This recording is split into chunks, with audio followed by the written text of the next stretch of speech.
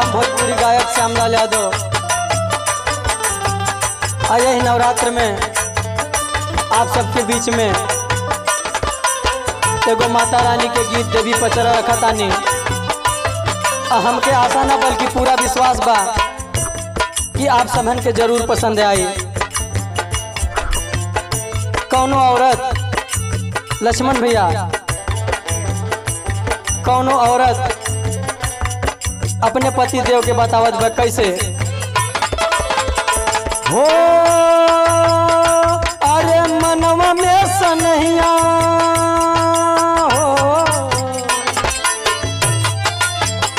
हो मनवा में सनहिया बा माई खातिर जागल बलम जी हमहू जाइब विंध्याचल बलम जी।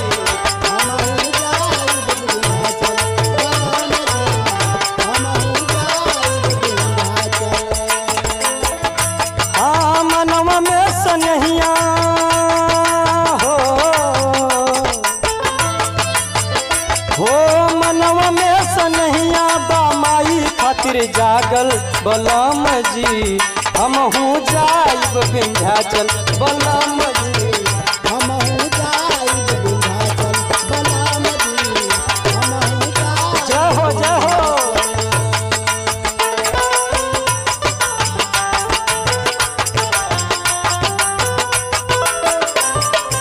क्या बात है, जय हो।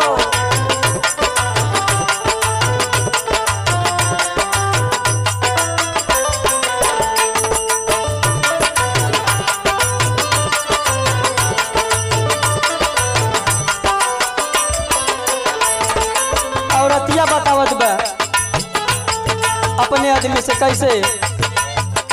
अरे सास गईली ससुर गईले ननदो घूमी अइली तब ना हमार टिकट रउआ कटवैली।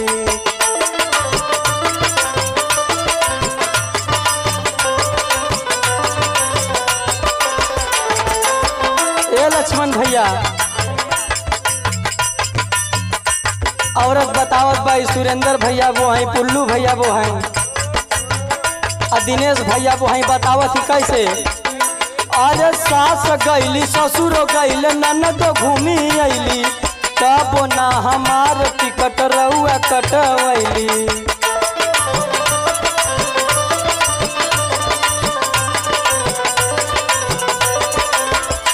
हो सुनिला की साफ बाटे हो।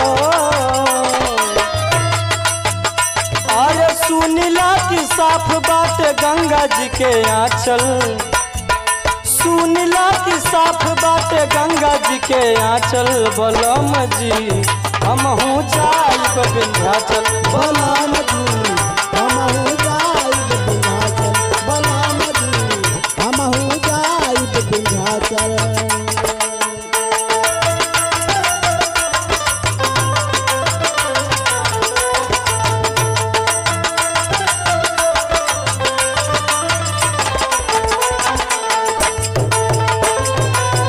क्या बात है, क्या बात है, जय हो।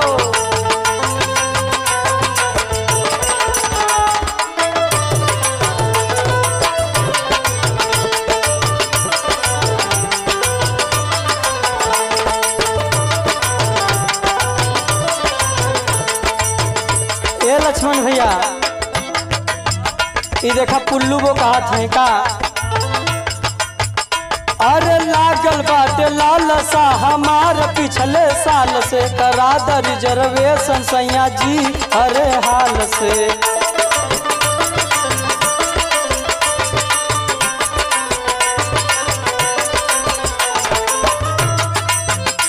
अरे दर्शन खातिर जियरा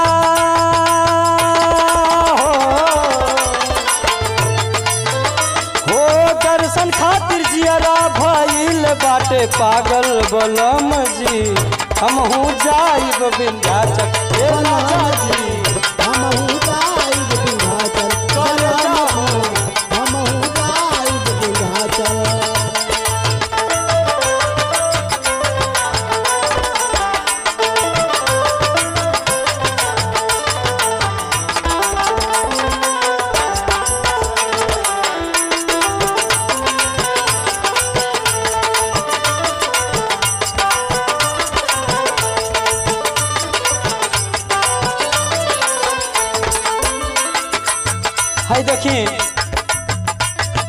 आखिरी बंद में लक्ष्मण हो,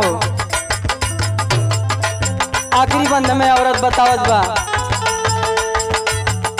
हारे अब की बेरी कैले बानी फूल तैयारी, नीरज श्याम लाल चली मैया के दुआरी।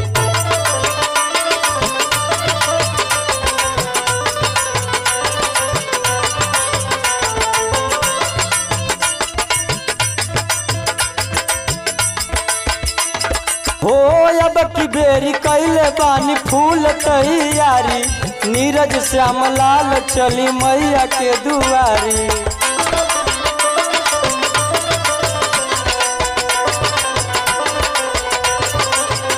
औरत बतौले भैया, अरे ना चाही सोना चानी